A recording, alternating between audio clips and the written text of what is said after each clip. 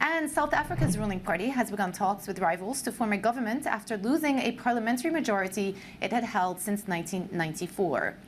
The ANC won 159 of the 400 seats in the National Assembly.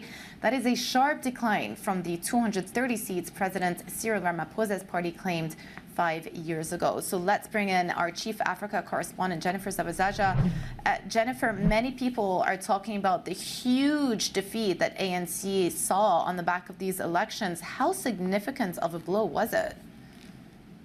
Right, Joumanna, good morning to you. I mean, it was really significant, especially if you put it into the context that you were just mentioning there, what we saw from the ANC back in 2019. So it was really surprising to see that they just got 40% of the support of the electorate, and that's what you're seeing right there on the screen. And the main opposition party, the DA, remains the main opposition party there with just over 21%. And the big surprise here is really former President Jacob Zuma's MK party, just 6 months old, and garnering just over 14% of the vote, largely at the expense of the ANC. It's also been interesting to take a look at just how many voters sat this election out. We were talking about turnout just leading into the election, thinking that it could potentially surpass what we saw in 2019. It actually didn't.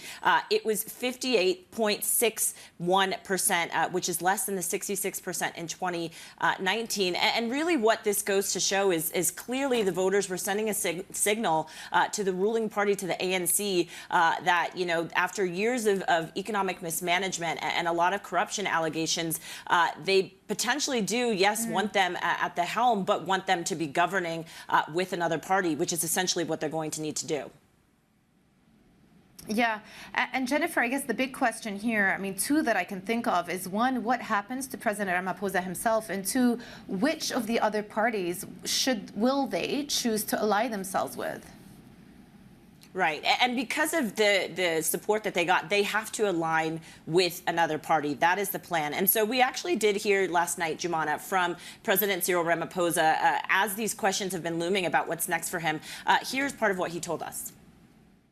What this election has made plain is that the people of South Africa expect their leaders to work together to meet their needs.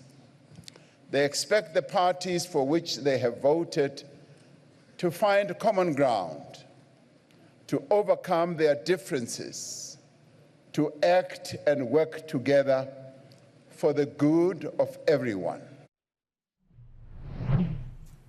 Yes, so act and work together for the good of everyone. But the ANC is going to have to make a lot of compromises that they probably were not hoping that they would need to. And the talks are actually going to start today. So we're going to find out in the next few days what the top leaders of the ANC, what their decisions are in terms of who they'll work with.